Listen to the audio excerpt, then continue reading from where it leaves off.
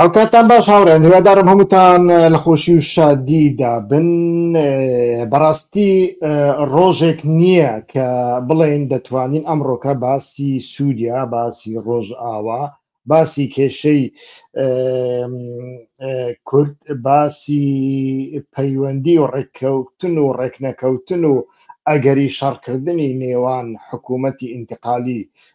یعنی حکوومەتی کاتی سووریا و هێزەکانی سووریای دیموکراتیک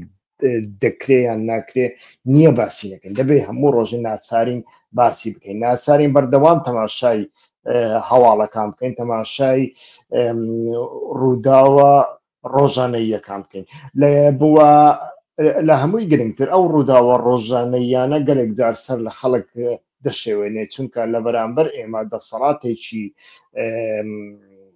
دەسەڵاتێک هەیە کە فەرشی سووری بۆ ئەحمەد شەرع هەڵخستووە. ئەحمەد شەرعی لە داعش و ئەڵقاعیدەوە جۆلانی لە داعش و قاعیدەوە کردوتە ئەحمەد شەرع، قات و ڕیباتێکی لەبەر کردووە، ڕیشەکەی تۆزێک تراشیەوە، تۆزێکیشی بۆیاخ کردووە. ئەو دەسەڵاتە کە مەبەستمان ئەمریکا و دۆناڵد ترامپە بەڕاستی ئەمڕۆ شتێک دەڵێن سبەی شتێکی کە دەڵێن و ئەوە دەربارەی هەموو بابەتەکان وایە. ئیتر ئەمە هەم زەرەر لە سیاسەتی ئەمریکادا و هەم وانیشان ئەدا ئەوەی ئەمریکا دەڵێ 100% مەرج نییە هەموو شتێک وەکو خۆی بێ و یانیش جێگیری بێت، چونکە لە سیاستەکەیاندا جێگیرنیە. لە سیاست و لە ئەژێندای ئەوانەدا کۆمەڵێک بابەتی دیکە هەنەوە زۆر جار لە پێناوی ئەو بابەتانە هەموو شتێک تێکەڵ دەکەن و دەیکەن بە سەڵاتە. بۆ نمونە ئێمە ڕژێمی سووریا دەڕوخێنێن، داعشێک ئەڵقاعیدەی یەک دێنێن دەست دەخێنە ناو دەستی و پاشانیش ئەڵێن لەبەر ئەوەی ئەوە لاوازە ئەو داعشیە بە هێزەکانی سووریای دیموکراتیک بستە ناو ئەوانە. باشە ئەوە چۆن دەبێ؟ ینی کێشەی ئایدۆلۆژی، کێشەی پێک هاتە، کێشەی پێک هاتی کۆمەڵایەتی و ڕەگەزی و جنسی، کێشەی دیمۆگرافی، ئەمانە هەمویان چۆن لەگەڵ یەکتر دەگونجێن؟ بەڕاستی هیچ کەس سەری لێ دەرناخە. بەگشتی استراتیژیەکەی ئەمریکا دیارەیتر نامانەوێ دووبارە بکەینەوە. ئەوان ئەحمەد شەرعیان لەبۆ چەند کارێکی پێویست هێناوەتە ناوچەکە کە لە سەروی هەموویانەوە ئاسایشی ئیسرائیلە، لە سەروی هەمووی یانەوە. ئیتر چۆن ئێمە حکوومەتێک بینین ئیسرائیل هەتا وەکو بۆی بکرێ تەعویزی لێوەربگرێ، باجی لێوەربگرێ و ئەمانە ببنە مێژوو شوێنی گەڕانەوەیان نەبێت. لە پێناوی ئەمەشدا ئیتر پێویستە ئێران لە ناوچەکە بە تەواوەتی و دەربخرێ لە نێوان ئەو هیلالە شیعەیە کە دروستی کردووە، هیلالەکە پارچە پارچە بکەن لە چەند شوێنێکدا کونی تێ بکەن. و گرنگترین نیشیان بێگومان سووریایە. کاتێک سووریا بڕی ئیتر ڕێگای حەماس، حیزب الله و ڕێگای حەشدی شەعبی و ئێران و سوپای پاسداران دەبڕی. لە پێناوی ئەوەدا بۆ ئەوەی ئەمە جێبەجێ ببێ نابێ هێزەکانی سووریای دیموکراتیک کە هێزێکە وەکو هێزی ئەمریکا تەماشا دەکرێت لە ناوچەکە. ئەوە قسەی من نییە، ئەوە قسەی تۆماس باراکە. تۆماس باراک ئیتر ئەڵێ ئیتر هێزەکانی سووریای دیموکراتیک یەپەگەنین، یەپەگە نەماوە. هێزەکانی سووریای دیموکراتیک هاوپەیمانی ئێمە، متفقی ئێمە، بەڵام لە هەمان کاتدا دەیەوێ ئەو متفقە ئاوێتەی ناو متفقەکەی دیکەی ئەمریکا بێ کە ڕێگۆڕیشەکەی لە ئەڵقاعیدە و داعشەوە هاتووە کە ناتوانێت دیموکراسی بێنێ لە هەر شوێنێک کە باسی نیزام و چەسپاندنی یاسا دەکات لەوێ کۆمەڵ کوژیەک دەکا، دکتۆر و مهندس و ژن و منداڵ دەکوژێ، سمێڵەکانیان دەبڕێ، ڕیشەکانیان دەتراشێ، وە لە هەمان کاتدا لەسەر عارز درێژیان دەکا و ئەڵێ ئێوە عەلەوین دەبێ دەنگی سەگ دەربخەن. باشە هێزەکانی سووریای دیموکراتیک چۆن ئەتوان لەگەڵەوان بژین؟ چۆن ئەتوانن یەک ڕۆژیش بەیەکەوە بن؟ ئەمە بەڕاستی جێگای پرسیارە. بەڵام ئەمە سیاسەتی ئەمریکایە، لە هەر شوێنێکدا وابووە و زۆربەی جاریشدا تەماشامان کرد بەڕاستی شکست دێنێ یعنی و چونکە وەهمێکی ئەمریکا هەیە وا دەزانێت ئەوەی ئەوان بیانەوێ هەر ئەوە دەبێ لەمە زیاتر شتێکی دیکە نیە بەڵام ئەمە ئەست و ئەساسی نییە بۆ نمونە یەک لە متفقە هەرە سەرچیەکانی ئەمریکا کە هیند بوو دوای ئەوەی دۆناڵد ترامپ بازێکی زۆری خستە سەر و پێی گوت نابێ نەوت لە رووسیا بکڕێ ئیتر ئەویش بەردەوام بوو جوابی نەدایەوە هەڵسا باجی لە سەدا 25 خستە سەر کاڵاکانی پێشتریش لە سەدا 25 هەبوو ئەوە کردی لە ستا 50 باشە مودی چوو لەگەڵ ڕێکخراوی شەنگەی یەکی کردەوە لەگەڵ پوتین و لەگەڵ شی جینگپینگ ڕسمێکی گرت و پەیامێکی زۆر گرنگی بڵاو کردەوە ئەگەر چی پەیامەکە ڕنگ بێ ئەوەندە استراتیژیک نەبێ وەکو پەیامی ویانیش وەکو وێنەی نێوان شی جینگپینگ و ڤلادیمیر پوتین و کیم جونگ ئون کە ئەمانە بەڕای من استراتیژیک ترە بەڵام هیندستان ویانیش مودی هەر کاتێک ئەکرێ مناوەڕەیەکی دیکە بکە دوای ئەوەی کە دۆناڵد ترامپ لە سیاسەتەکانیدا لە بەرامبەر هیندستاندا پاشەکشە بکە بابینەوە سەر سووریا بابەتەکە زۆر بڵاو نەبێ لەو ڕۆژەوەی کە کۆنفرانسی قامیشلی بوو حەسەکە بچی بکرا کە پێیان گوت کۆنفرانسی نەتەوەیە لەوێدا ئیتر تەماشامان کرد لەوێدا ئیتر گرژی و ئاڵۆزیەکان دروست بوون ئەو گرژی و ئاڵۆزیانش پەیوەندیان بە تورکیاوە هەیە یعنی خۆی لە خۆیدا ئەنە کەسا ڕێکخراوێک بووە هەتاوەکو ئێستا لە ژێر چاودێری تورکیادا بووە هەتاوەکو ئێستا هیچ قسەیەکی بەبێ تورکیا نەکردو بەڵام لەو کۆنفرانسە بەدواوەیتر بینیمان کە ئەنە کەسا تەنانەت بە شێوازێکی ناڕاستە و خۆش بێ مەسعود بارزانی ویانیش پە دەکە ئیتر چوونەتە ژێر کاریگەری خەتی ئەمریکا و فەڕەنسا و ئیسرائیل ئەویش ئەوەیە داواکاریەکانتان بەرز بکەنەوە لەو کۆنفرانسەدا ئیتر داواکاری فدرالی باسکرا لەوێدا هەموو پەیوەندیەکان بڕان من ئەمە ڕەخنە ناکەم من تەحلیل دەکەم و ئەو کاتەدا ئیتر ئەحمەد شەرع باسی لەوە کرد ئەو اتفاقی کە لە مانگی دەی مارد وابزانم سازکرا لە نێوان ئەحمەد شەرع و مەزلوم عەبدیدا ئەوە جێبەجێ ناکرێت چونکە ئەو کۆنفرانسە و داواکاریەکانی ئەو کۆنفرانسە بە پێچەوانەی یەکگرتنی نێوان هێزەکانی سووریای دیموکراتیک و سووریایە وانش خۆسەری دیموکراتیک و سووریایە ئیتر ئەمەش لێرەدا پەیامی تورکیا دەبین کە لەلایەک ئەنە کەسەی لە ژێر دەست تا ڕادەیەک دەرکەوتووە لە لایەکی دیکەشدا ئیتر پیلانەکەی تورکیا ویانیش داخوازیەکەی تورکیا بە هیچ شێوەیەک ئەوەنەوە داخوازیەکەی تورکیا ئەوە بوو لە ڕێگای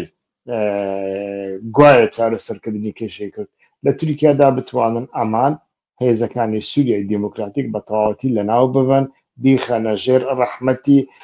ئەحمەد شەرع و مجاهیدەکانی بەڵام ئەمە جێبەجێ نابێ ئەمە ناکرێ و ئەمە واقعی نییە و دوای ئەوەی تر تورکیا لە ڕێگای نوێنەرەکەی دۆناڵد ترامپ واتە تۆماس باراک ئیتر گوشارێکی زۆری کرد لە ڕێگەی ئۆردن گوشارێکی زۆری کرد بۆ ئەوەی هێزەکانی سووریای دیموکراتیک واز لە مەسەلەی فدرالی و لا مەرکەزیەت و ئەم جۆرە شتانە بێنن بەبێ شەرت و مەرج ئیتر بچن لەگەڵ بچنە سووریا و ئیتر هێزەکانیان لە ناو هێزەکانی سووریایدا بتوێنەوە بەڵام لە پڕەوە تەماشامان کرد ئەوەی دوای کۆمەڵکوژی عەلەویەکان کە هیچ کەس باسی نەکرد ئەم جارە کۆمەڵکوژی دروزەکان هاتە مەیدان کە ئیسرائیلی زۆر ناڕەحەت کرد و ئەمە وای کرد کە هێزەکانی سووریای دیموکراتیک ئیتر بتوانن مەجالی ساحەکەیان فراوانتر بێ و لە هەمان کاتدا ئیتر ئیسرائیلیش بەردەوامە لەسەر پەلکێشی لەسەر ئۆپەراسیۆنی سەربازی لە ناو خاکی سووریاداوە هیچ حسابێک بۆ تورکیا ناکا هەموو پەیامەکەی ئەوەیە ڕێگا نادەم لە سووریادا سوپایەکی سەربازی بەهێز و چەکی قڕز دروست ببێ و لە هەمان کاتدا ڕێگا نادەم لە کونەیترا و لە دەرعا و لە ناوچەکانی دیکەی سنووری ئیسرائیل بە تایبەتی سوێدادا هێزی هێزەکانی ئەحمەد شەرع هەبوونیان هەبێت ئەمە پەیامی ئیسرائیلە و پەیامی ئیسرائیل من پێشتر لە بەرنامەکانی پێشوشدا باسم کردو کۆنسپتی ئاسایشی ئیسرائیل کۆنسپتێکە کە لە ڕاستیدا لایەن هەموو هێزەکانی خۆر ئاواوە لەلایەن ناتۆ لەلایەن ئەمریکاوای گوێی لێ دەگیرێ و حیسابی بۆ دەکرێت بە تایبەتی لە سەردەمێدا کە دۆناڵد ترامپ لەسەر دەسەڵاتدایە و ئەمەش بۆتە بەشێک لە کۆنسپتی ئیسرائیل واتە ئیسرائیل ئەڵێ هێزێک ئێستا کە لە سووریای کەس ناسی کەس نازانی ئەمانەتینە پێشتر ئێمە سووریامان دەناسی ڕژێمی سووریامان دەناسی چاکۆیانیش خراپ دەمانزانی چێوسینیە بەڵام ئێستا کە جەماعەتێکی هاتنە ئێمە نازانین چێنە ئەمانە جیهادینە ئەمانە تیرۆریستن ئەمانە سەربڕن ئەمانە لەگەڵ لەسبینێ لەگەڵ ئێران اتفاق دەکەن ئێمە نازانین لە بۆ هەندێک ئێمە دەبارەوێ بەو شێوەیە بێت و ئەمە ئیتر تاقە ڕێگایەکی لە پێش تورکیا هێشتوتەوە ئەویش ئەوەیە هێزەکانی سووریای دیموکراتیک بە تەواوەتی بە بێ مەرز بچن لەگەڵ ئەحمەد شەرع اتفاق بکەن و یەک بگرن و ئەحمەد شەرع لەو قەیرانە گەورەیە ڕزگار بکەن بەڵام هێزەکانی سووریای دیموکراتیک ئەمە ناکەن لە بۆ هەندێ ئیتر تەماشا دەکەن قەیرانەکە خۆی لێرەوە سەرچاوە دیگرێ خۆی لە خۆیدا داخوازی ڕێککەوتنی ئەو دوو هێزانە لە سەرتاوە یعنی لە دەی مانگی ئایاریشدا کە هەشت ساڵ یەکیان پێ ئیمزاکردن داخوازیەک نەبووە لەسەر یعنی ئەمە داخوازی هەردوولایەن نەبووە ئەمە داخوازی ئەمریکا بوو ئەمریکا ناچاریکردن بۆ ئەوەی قلێشێک دروست نەبێت بۆ ئەوەی شتێک دروست نەبێ ئێران و رووسیا نەتوانن دەرفەتێک بدۆزنەوە جارێکی تر بێنەوە ناو سووریا بۆ ئەو مەبەستە بوو بەڵام تەماشا دەکەن ئەمە جێبەجێ نابێ ئەمە واقعی نییە ئەمە شتێکە بە پەراشوت لە ئاسمانەوە فرێدراوەتە خوارەوە ئیتر ئەمانە هەموویان بابەتگەلێکن و ئیتر ئۆجەلانیش بە پێچەوانەی ئەوەی کە هەر کەس دەیگوت تەستیم بۆ هەموو شتێکی فرێداوە و ئیتر وەعزی لە مەسەلەی کورد هێناوە بە ئاشکرا لە دوا پەیامی خۆیدا بە پەروین بوڵدانی ڕاگەیاندووە پێیان بڵێن ڕۆژ ئاوا بۆ من خەتی سوورە ئەوە خۆی خەتە سوورەکەی ئۆجەلانیانی ئۆجەلان ئامادەیە پەکەکە و باکوور بە قوربانی ڕۆژ ئاوا بکە یعنی مەبەستمان لە باکوور خەباتی نایاسایی ویانش خەباتی چەکداری ویانش خەباتی ئیدئۆلۆژی پەکەکەیە ئەمە ئامادەیە بە قوربانی ڕۆژ ئاوا بکە بەڵام ئامادە نییە شتێکی پێچەوانە بکە و ئەمە تەماشا دەکەین کاریگەری خۆی لەسەر ئەوەی کە پێی دەگوترێ پرۆسی ئاشتی ویانش پرۆسی ئیمرالی ئەمە تا ڕادەیەکی زۆر تەماشا دەکەین پەک خراوە لە بۆ هەندێک ئێستاکە تورکیا و ئیسرائیل لە بەرامبەر یەکتری ڕاوەستاون و ئایا ئەمە دەگاتە ئاستی شەڕ و پێکدادان ئەمە شتێکە کە هیچ کەس نایهەوێ یعنی مەبەستم کە هیچ کەس نایە مەبەستم ئێمە نییە مەبەستم ئیسرائیلە مەبەستم تورکیایە مەبەستم ئەو هێزانەی کە هاوپەیمانی هەردوو لایەنن ئەمیان ناوێ نایانهوێ هێز شەڕێکی ناوچەیی و گەورە لە بینی ئەو دوو وڵاتەدا دروست ببێت لە هەمان کاتدا ئیتر تەماشا دەکەین بە تایبەتی لە دوێنێ و پێرێدا بەرپرسیارانی ئەمریکا ویانش دیپلۆماتەکانیان ئەگەر ناوەکانیشیان ئاشکرانەکەن لە هەندێک مێدیادایتر دەنگی خۆیان دەرخست و بە ئاشکرا ئەوە نیشان ئەدەن کە ئێستاکە گوشارێکی زۆر هەم لەسەر هێزەکانی سووریای دیموکراتی هەم لەسەر ئەحمەد شەرع هەیە بۆ ئەوەی هەرچی دەکەن بیکەن اتفاق بکەن ڕێک بکەن خلاص و برایەوە دەبێ ئەمە بکەن بەڵام هەردوو لە داخوازیەکانیان بەرز دەکەنەوە و لە هەمان کاتدا دەبێ ئێمە بزانین ئەحمەد شەرع لەو حاڵەتی ئێستادا کە پەیوەندیەکانی لەگەڵ ئەمریکا و لەگەڵ خۆرئاوەدا پەیوەندی بە مەرجدارن لە بۆ هەندێک کارهێناویانە لە بۆ بە هەندێک مەرج قسەی لەگەڵ دەکەن و ئیسرائیلیش چقۆی ئیسرائیل سەرگەردەنیەتی لە هەمان کاتدا لە ناو خۆدا چی ڕوەدە جارێ ئێمە نازانین لە بۆ هەندێک ئەحمەد شەرع ناتوانێت ئێستاکە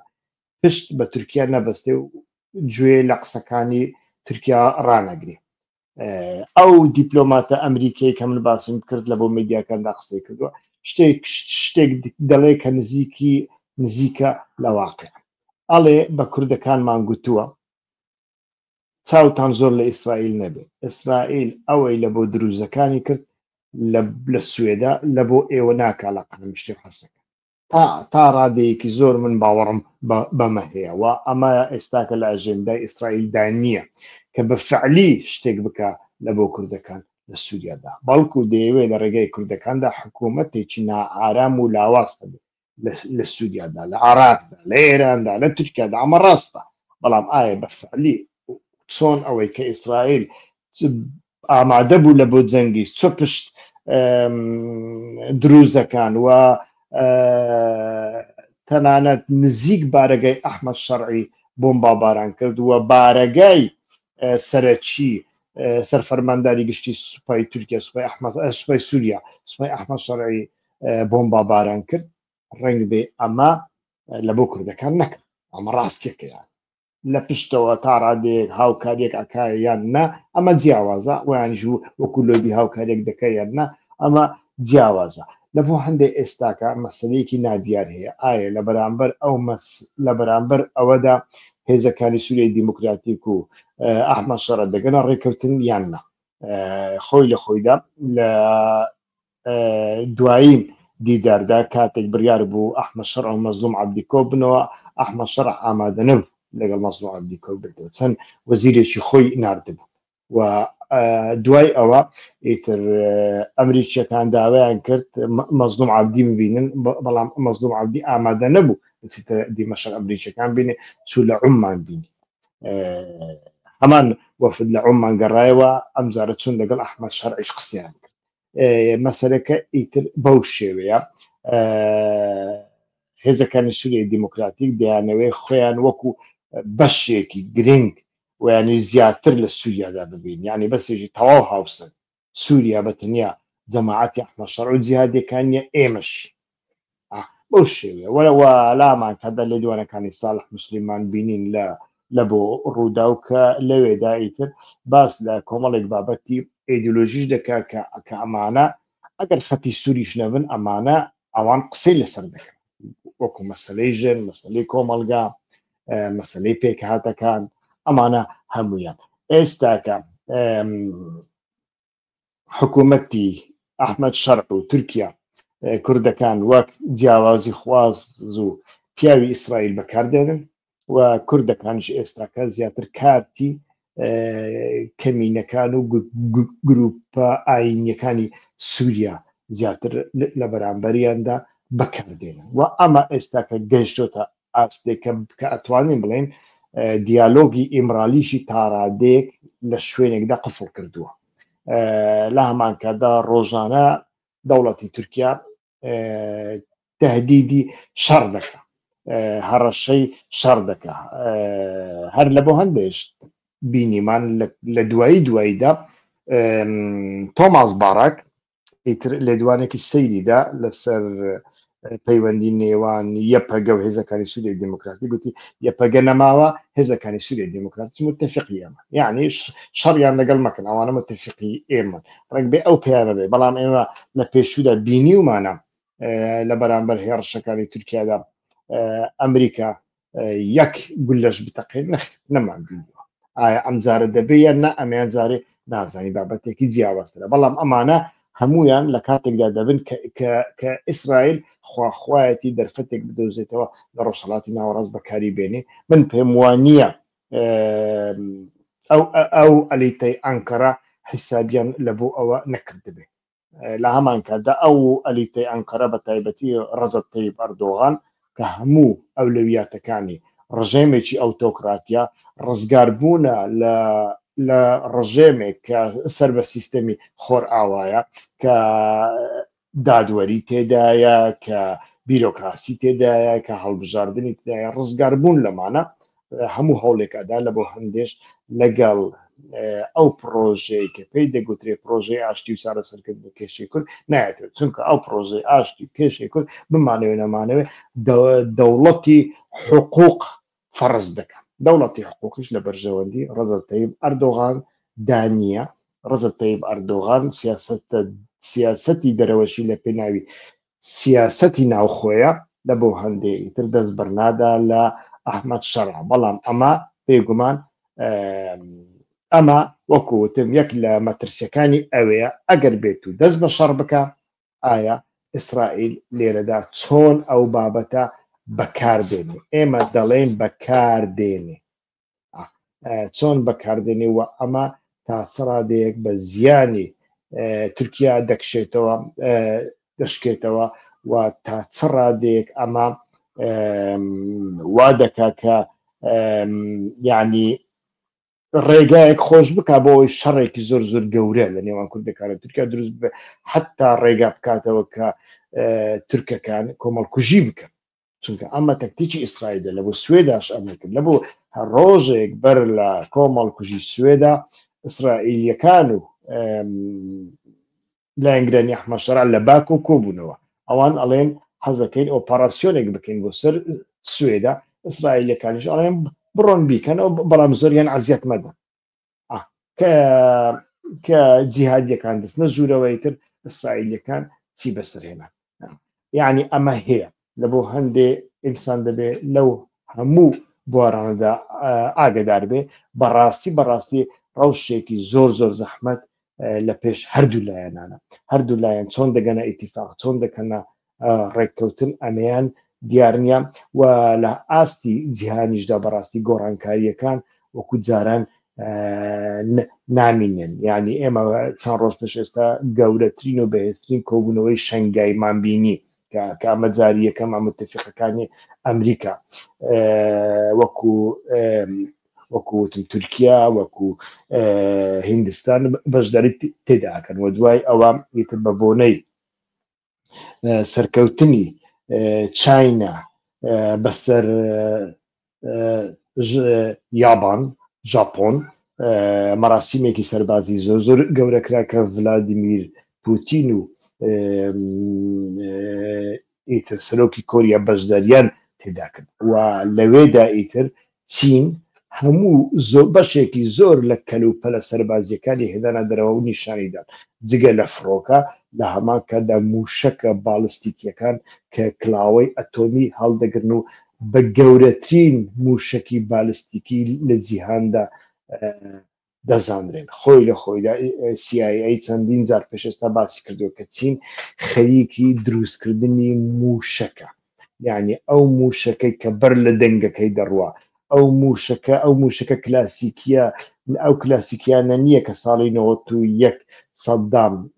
لە دژی ئیسرائیل بەکاری هێنا و بە چەند سەعاتەی دەگاتە تەلەڤیڤ، بەڵکو ئەو موشەکانە ئیتر ئەوان کە لە ماوەی 7 دقە 8 دقە دەگەنە ئامانجی خۆیان، حتا لە کشوەرێک دەگەنە کشوەرێکی دیکە و ئاستی وێرانکردنیان زۆر زۆر بەرزە. ئەمانەی هەموو نیشاندان و هێزی سەربازی ئەلکترۆنی خۆی نیشاندا. ئەمەش خۆی لە خۆیداییتر چاینا ئەڵێ من ئامادەم بۆ هەموو ئەگەرێک، ئێمە تاویز نادەین، ئێمە دنیای یەک جەمسەری قبول ناکەین، ئێمە دنیایەکی چەند جەمسەریمان دەوێت. لێرەدا ئەوەی هەتاوەکو ئێستا ڕەوشەکەی دیار نییە ئەوروپا دەبێتە جەمسەرێک یان دەبێتە جەمسەرێک لەگەڵ ئەمریکا، ئەمەیان دیار نییە. بەس بێ لە بۆ ئەمڕۆ زۆر زۆر سپاسان دەکەم کە تاوەکو ئێستا لەگەڵمان دابوون، ئەوانەی لایک دەکەن، ئەوانەی کۆمنت دەنووسن، ئەوانەی پرسیار دەنووسن و بەتایبەتیش ئەوانەی کە گرنگی بەو کەناڵە ئەدەن و تۆزێک چەند دقەیەک چەند سانیەک لە کاتی خۆیان دەکوژن لە ڕێگای پەیوەندی تایبەتەوە لینگی ئەو کەناڵە لە بۆ دۆست و هاوڕێیانیان دەنێرنەوە لەمە زیاتر داوایان لێ دەکەن ببن بە سوبسکرایب واتە کەناڵەکە فۆلۆ بکەن بۆ وەکو کەناڵەکانی دیکەی سوسیال مێدیا بۆ ئەوەی لە کاتی سازکردنی هەر ڤیدیۆیەکی نوێدا ئەوانیش بتوانن بمان بین. کاتێک خۆش ڕێز و سلااو هەر بژین.